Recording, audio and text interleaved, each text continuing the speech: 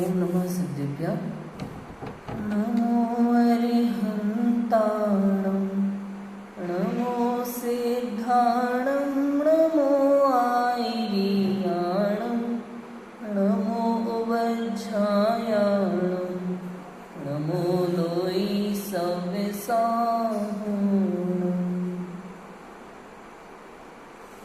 लक्ष्मीनिवासनिलयं विलीनविलयं निधाय हदिवीरम् आत्मानुशासनमहं वक्षे मोक्षाय भव्यानाम्।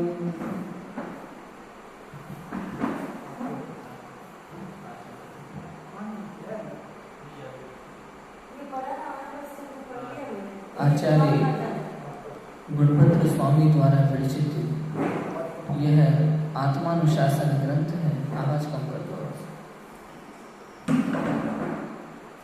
इसमें श्लोक नंबर 108 पर कल हमने चर्चा की थी, जिसमें हमने भेद ज्ञान और वीतरागता की प्रेरणा की बात पढ़ी थी।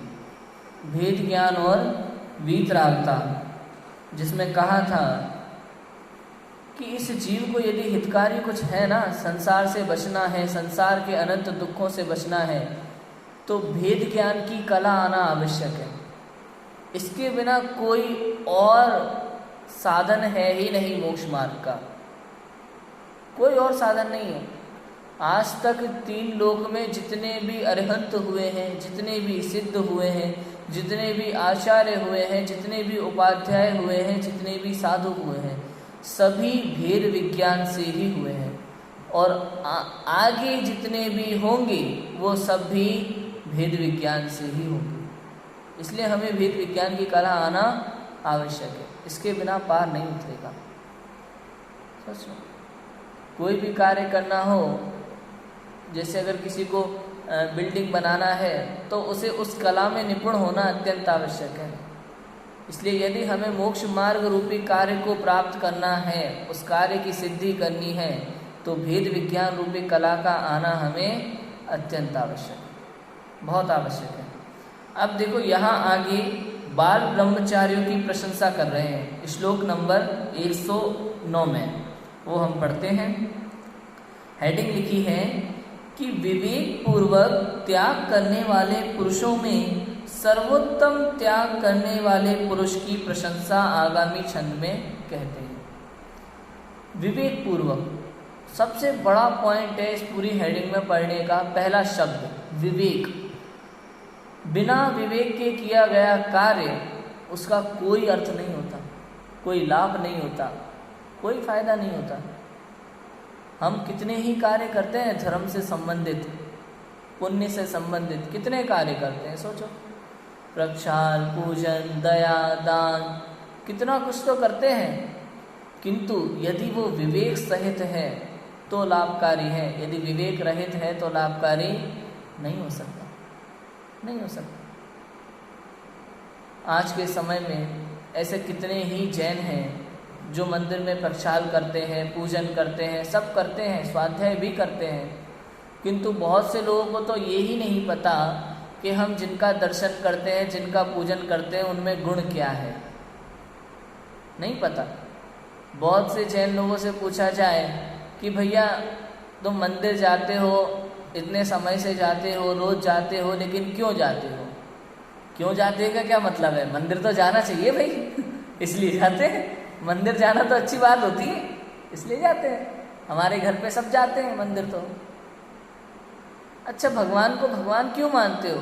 क्यों मानते हो मतलब, भगवान महावीर जो है ना, इनके पिता थे राजा सिद्धार्थ और इनकी माता थी त्रिशला देवी। कुंडलपुर में जन्म हुआ था। इतनी जानकारी तो है, बाकी नहीं पता कुछ। समझ आया? बहुत से ऐसे जैन लोग मिलेंगे आपको, बहुत से क्या, परसेंटेज में बहुत अधिक, जिनको इससे ज़्यादा जानकारी नहीं है। 24 तीर्थंकर होते हैं, उसका क्या अर्थ है, कब होते हैं, कहाँ होते हैं, नहीं पता। बस इतना पता है, हाँ जैन धर्म में 24 तीर्थंकर होते हैं। इसके आगे भरत क्षेत्र में होते हैं, हर चतुर्थ काल में होते हैं, ये सब जानकारी नहीं है। क्यों पूछते हैं भगवान को वीतरागता और सर्वज्ञता? वीतरागता क्या होती है इसी की खबर नहीं है। तो कहने का अर्थ क्या है? कहने का मतलब ये है कि जैसे कोई अचैन व्यक्ति है, वो भी मंदिर जाता है, पूजन करता है, जल चढ़ाता है, अभिषेक करता है, शांति धारा करता है कि नहीं करता? शंकर जी के यहाँ जाता है, कोई गणेश जी के यहाँ जाता है, कोई विष्णु जी के यहाँ जाता है, कोई ब्रह्मा जी के यहाँ जाता है, कहीं ना कहीं सब जाते हैं। तो एक जैन व्यक्ति है, वो जैन मंदिर में आ जाता है, अपने अपने मंदिर में चले जाते हैं कुल परंपरा से।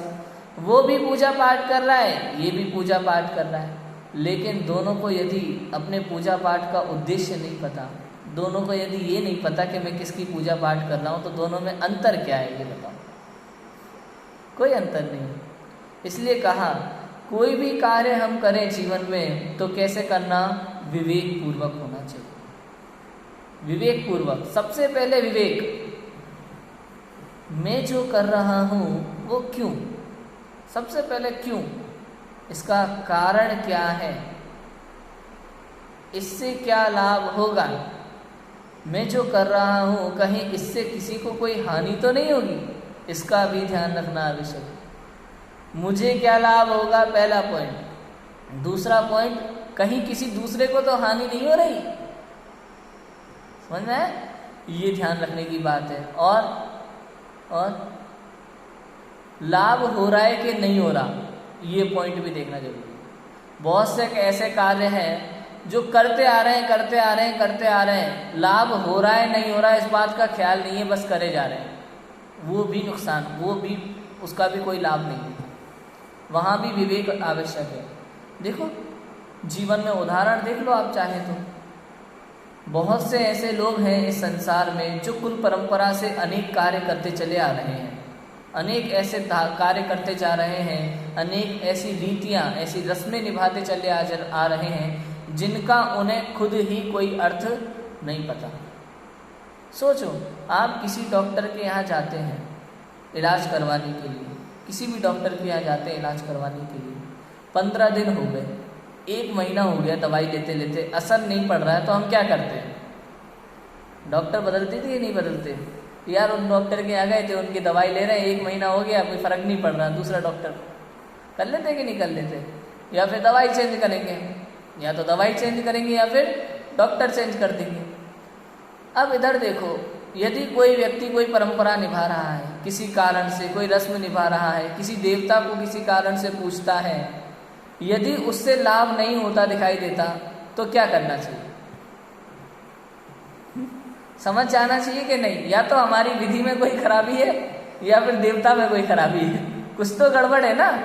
क्यों? क्योंकि करते आ रहे हैं लेकिन लाभ नहीं दिख रहा, दुखी के दुखी बैठे हैं अभी तक। बचपन से ही लेके सुखों की कामना करते आ रहे हैं भगवान के सामने, परिवार सुख हो, परिवार का सुख, समाज का सुख, खुद का सुख, दुनिया भर के सुखों की कामना लेकर के बैठे हैं, लेकिन सुख मिलता है नहीं। इसका मतलब समझना चाहिए कुछ तो गड़बड़ है, कुछ तो गड़बड़ है। इसका अर्थ भगवान सुख दुख करने वाले नहीं है, भगवान तो ज्ञाता दृष्टा है, वो तो वीतरागी है, उन्हें किसी से राग द्वेष नहीं है। कौन है हमारे वीतरागी सर्वज्ञ परमात्मा? वीतरागी सर्वज्ञ परमात्मा वो जिन्होंने ये जाना है कि इस संसार में कहीं भी सुख नहीं है, लेश मात्र भी सुख नहीं है इस समस्त संसार में।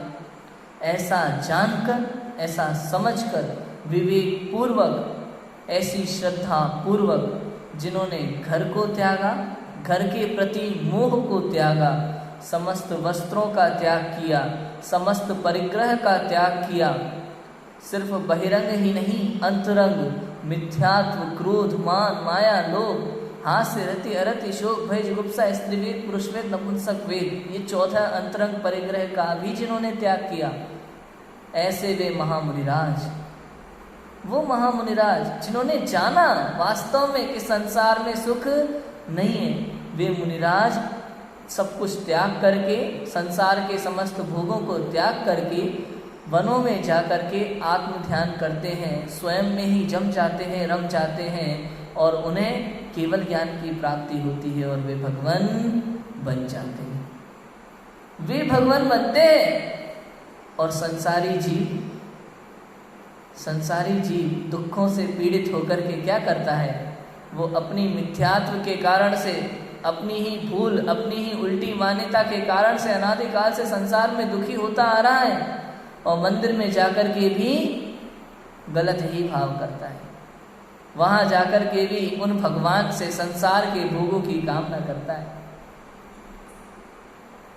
किसी के पुत्र नहीं है तो वो पुत्र की कामना करता है, किसी के घर नहीं है तो वो घर की कामना करता है, कोई परिवार के सुख शांति की कामना करता है, कोई कुछ कामना करता है। विचार ही नहीं आता जीवों को, क्या विचार नहीं आता? जो संसार विषय सुख हो तो तीर्थंकर क्यों त्यागी, काहे को शिव साधन करते संयम सो अनुरागी। सोचो, हमें विचार नहीं आता ना, मांगते रहते हैं। कौन समझे? अरे जिन मंदिर भिक्षालय नहीं वो तो शिक्षालय है। यहाँ आप आकर के भगवान से भीख मत मांगो, बल्कि उनसे मोक्ष मार्ग की विधि सीखो। जिनवाणी पढ़ करके सम्यक दर्शन की विधि सीखो, ये कार्य है। शिक्षालय है जिन मंदिर, भिक्षालय नहीं, भीख मांगने की जगह नहीं। ये बात समझना जरूरी है। इसलिए लिखा है यहाँ विवेक पूर्वक त्याग करने वाले। त्यागी तो बहुत घूम रहे हैं संसार। आज एक नई बात सुनने में आई थी मेरे कि भैया त्याग धर्म जो होता है ना, उत्तम त्याग धर्म 10 लक्षण में, उस दिन लोग प्रवचन करते हैं तो क्यों करते हैं? लोगों को त्याग दिलवाने के लिए। और त्याग दिलवाने का मतलब क्या है पता है उनका? मतलब मंदिर में पैसा इकट्ठा करवाना। 2 चीज, त्याग करवाने से पैसा इकट्ठा करवाना। अरे भैया, त्याग का पैसा इकट्ठा करवाने से मंदिर में उससे कोई संबंध नहीं, कहीं से कहीं तक कोई संबंध नहीं। त्याग तो क्या होता है? उत्तम त्याग, जिसमें उत्तम शब्द सम्यक दर्शन का सूचक है। पहले तो ये उत्तम, ये जो 10 लक्षण धर्म होते हैं ना, ये मुनिराजों को होते हैं। किसको होते हैं? मुनिराजों को, श्रावकों को नहीं होते। 10 लक्षण धर्म मुनिराजों को होते हैं। और ये उत्तम शब्द जो है वो सम्यक दर्शन का सूचक है। सम्यक दृष्टियों को ही होंगे, मिथ्या दृष्टियों को नहीं होते। अब इसमें त्याग किसे कहते हैं? त्याग किसे कहते हैं? 3 त्यागियों की बात की ना हमने, कि वे जीव जिन्होंने संसार के भोगों को अहित रूप जाना है, दुख देने वाला जाना है, ऐसा जान करके समस्त संसार के भोगों को त्याग दिया, अपने पुत्र इत्यादि को सौंप करके वन में चले गए, वे पहले त्यागी उत्कृष्ट। उनसे भी उत्कृष्ट त्यागी कौन है? जिन्होंने समस्त संसार को असार जान करके अपनी सारी संपत्ति को ऐसे ही छोड़ दिया, अपने पुत्र इत्यादि को भी देना जरूरी नहीं समझा, ऐसे ही छोड़ दिया। बाद में कोई भी भोगे, कोई लेना देना नहीं है, ऐसे ही छोड़ करके वनों में चले गए आत्म कल्याण करने के लिए। वे उनसे भी उत्कृष्ट त्यागी हैं, पहले वाले से भी। और उनसे भी उत्कृष्ट त्यागी कौन है? इनसे भी उत्कृष्ट त्यागी वे हैं जिसकी चर्चा इस श्लोक में आने वाली है, जिन्होंने बाल ब्रह्मचारी अवस्था में ही ना तो विवाह किया, ना ही राजा बने, समस्त परिग्रह का ग्रहण करने से पहले ही त्याग कर दिया। ऐसे उनसे भी महान त्यागी हैं, उनकी चर्चा इसमें आने वाली है। हम पढ़ते हैं, देखो। अभुक्त्वापि परित्यागा सोच्छिष्टं विश्वमासितं येन चित्रं नमस्तस्मै कौमार ब्रह्मचारिणे।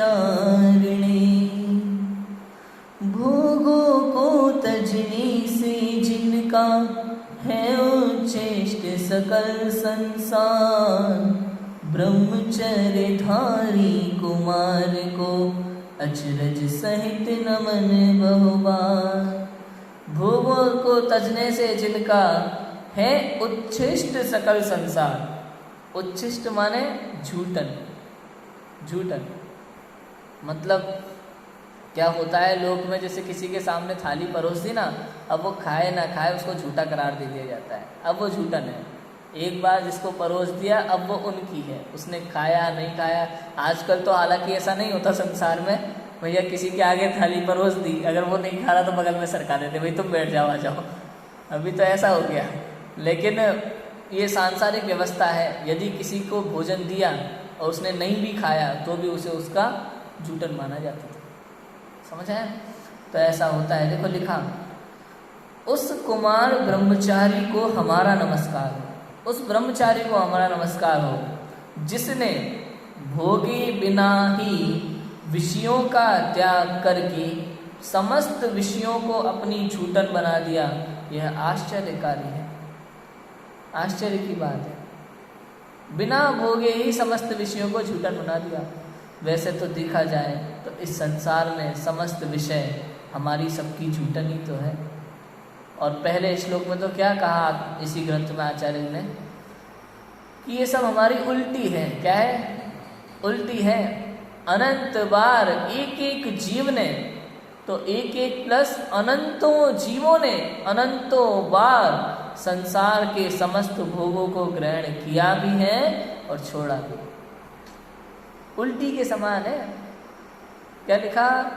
टोडरमल जी ने भी लिखा, पंडित टोडरमल जी ने मोक्ष मार्ग प्रकाशक में, और भी अनेक ग्रंथों में आया है यही बात। आचार्य गुणवंत स्वामी ने भी कहा, पंडित टोडरमल जी ने भी कहा, और गुरुदेव के प्रवचन में भी कई बार आता है।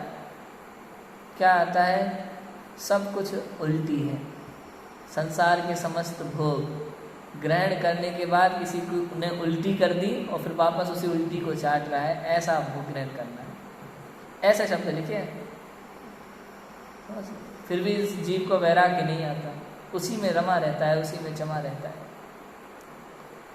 भावार्थ को पहले कहे गए 3 प्रकार के त्यागियों में भोग सामग्री उपलब्ध होने पर भी वैराग्य के कारण उन्हें भोगे बिना ही छोड़कर कुमारावस्था में ही दीक्षा धारण करने वाले सर्वोत्कृष्ट त्यागी हैं। ये सबसे उत्कृष्ट त्यागी हैं। कुछ तो ऐसे भी त्यागी हुए हैं संसार में जिन्हें जब तक समझ नहीं थी तब तक माता पिता ने कपड़े पहनाए ही नहीं, और जब समझ आ गई तो पहनने की आवश्यकता ही नहीं पड़ी, त्याग के चले गए। ऐसे भी महान त्यागी हुए हैं संसार में, जिनके उदाहरण पद्मानियोग में देखने को मिलते हैं, हमें कहानियों में। तो देखो 3 प्रकार के त्यागी जिसमें जो मैंने अभी बताए, उनमें भोग सामग्री उपलब्ध होने पर भी, ऐसा नहीं भैया कि लोमड़ी जैसा हिसाब हो।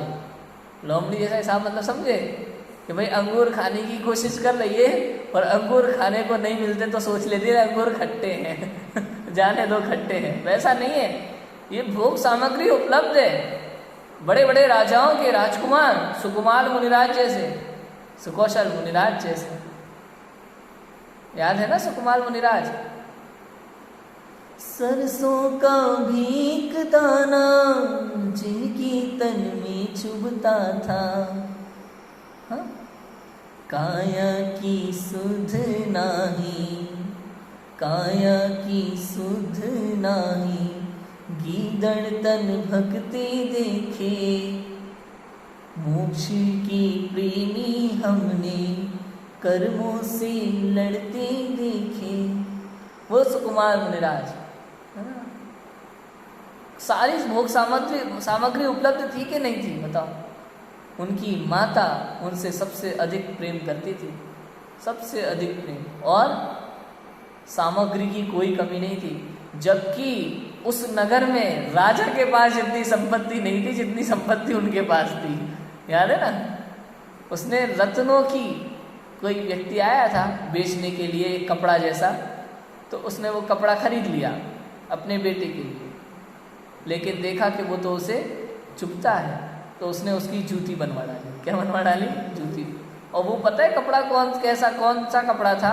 सबसे पहले वो व्यापारी राजा के पास बेचने गया था, लेकिन राजा के पास उतना धन नहीं था कि वो उसे खरीद सके, इसलिए वो बाद में सेठानी जी के पास गया, इतना बड़ा महल देख करके, इतनी सारी व्यवस्थाएं देख करके।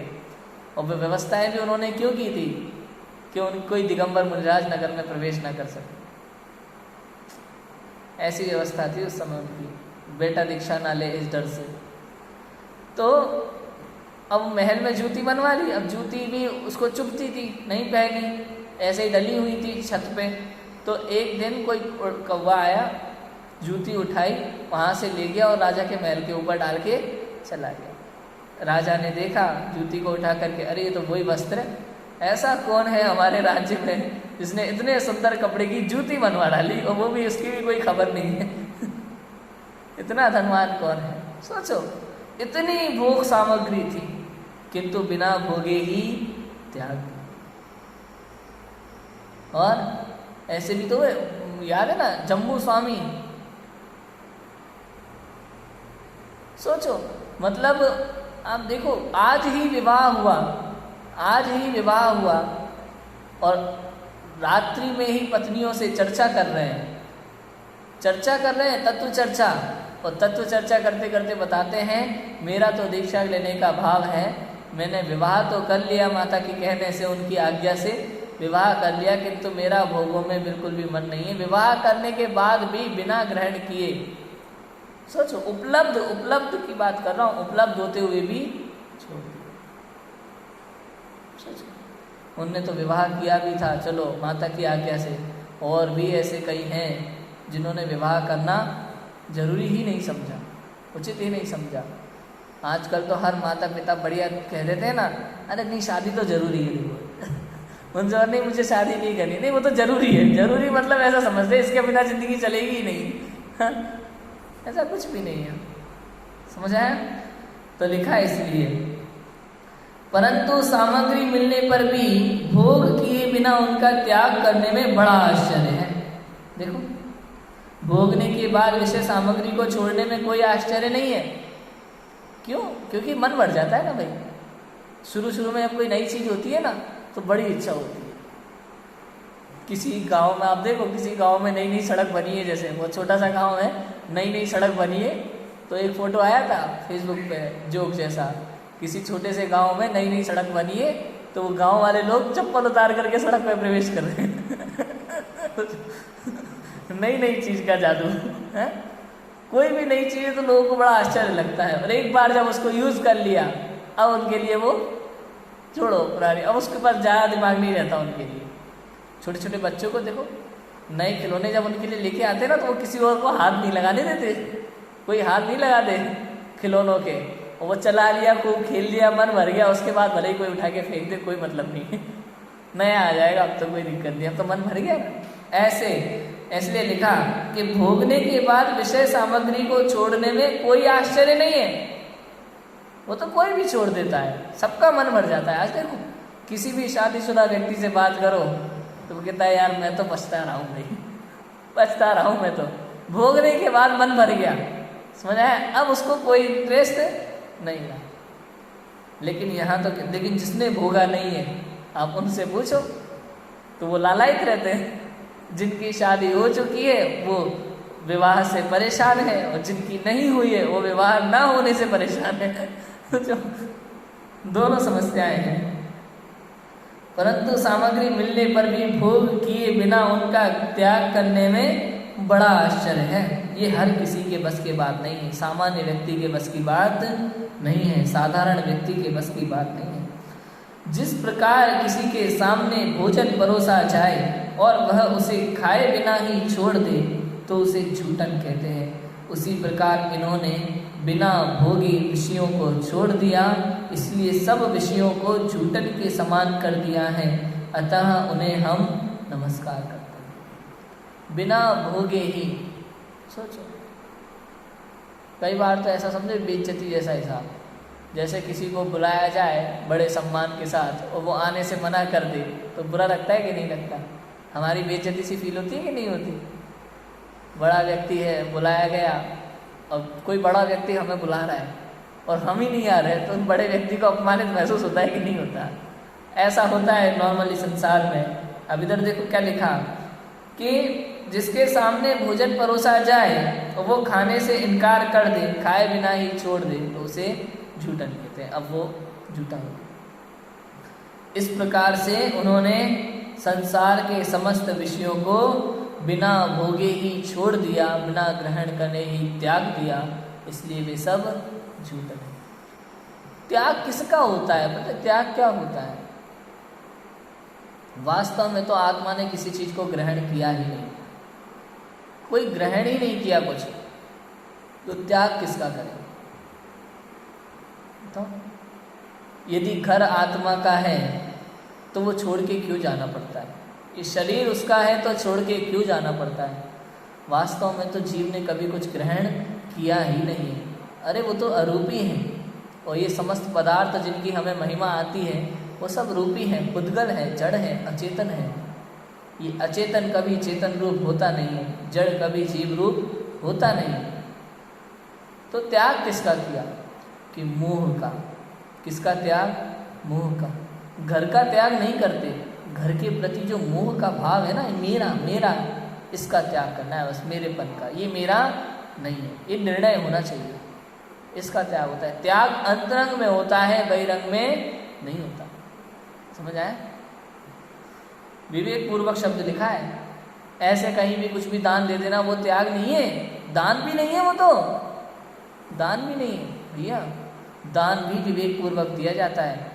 जहाँ आवश्यकता है वहाँ दो, जितनी आवश्यकता है उतना दो, जिस चीज की आवश्यकता है उस चीज का दान दो। अहिंसक पदार्थ का ही दान दो, हिंसक पदार्थ के दान का तो सर्वथा निषेध है, सर्वथा। और अपने यहाँ तो आपको पढ़ो 12 व्रत है ना, ज्ञानी श्रावक के 12 व्रत, 12 व्रतों की चर्चा पढ़ेंगे तो समझ में आएगा कि आप किसी को कैंची इत्यादि भी दान नहीं कर सकते यदि अहिंसा व्रत का पालन कर रहे हैं आप तो। चक्कू का दान नहीं कर सकते आप किसी को, सोचो। कोई भी हिंसोपकरण, हिंसा का उपकरण, इसका दान नहीं किया जा सकता। चक्कू और कैंची का भी दान करना मना है। समझ आ गया? ये है क्योंकि सामने वाला व्यक्ति उसका किस तरीके से क्या उपयोग करेगा इसकी जानकारी हमें नहीं है। हम दान दे रहे हैं, हम अहिंसा व्रत का पालन कर रहे हैं, तो हमें वो दान देना योग्य नहीं है। हाँ, आग ले जाते थे। हाँ, देखो गांव में आग ले जाते थे चूल्हा जलाने के लिए, लेकिन अणुव्रती श्रावक जो होते थे ना, वो ये भी नहीं करते थे। ये सब नियम होते हैं। हम प्रतिमाओं को पढ़ें, अगर व्रतों को पढ़ें तो हमें जानकारी मिले। अपन लेंगे बाद में 11 प्रतिमाओं का प्रकरण अपन लेंगे बाद में समय आने पर। अभी अपन 5 इंद्रियों का पाठ पढ़ेंगे, पंच परावर्तन पढ़ेंगे, फिर 11 प्रतिमा लेंगे, धीरे धीरे लेंगे अपन अलग अलग सब्जेक्ट, है ना। तो ऐसा होगा। तो लिखा है यहाँ तो कि उसी प्रकार उन्होंने बिना भोगे विषयों को छोड़ दिया, इसलिए सब विषयों को जूठन के समान कर दिया है, अतः उन्हें हमारा नमस्कार। मैं त्याग समझ में आ गया? ये तो ब्रह्मचारियों की बात थी, उनका त्याग का। वास्तव में तो त्याग किसका होता है? ये भी बाह्य विभूतियों का त्याग करना, ठीक है। वास्तव में निश्चय त्याग तो वही है कि अंतरंग में से मोह राग द्वेष का त्याग हो जाए, जीव आत्मा में ही समा जाए, वही वास्तव में उत्तम त्याग है। हम सब भी पर पदार्थों का भी त्याग करें और अंतरंग में भी मोह राग आदिकारी भावों का त्याग करें। इसी मंगल भावना से की बात को विराम देते। ओम नमः सिद्धेश्वर।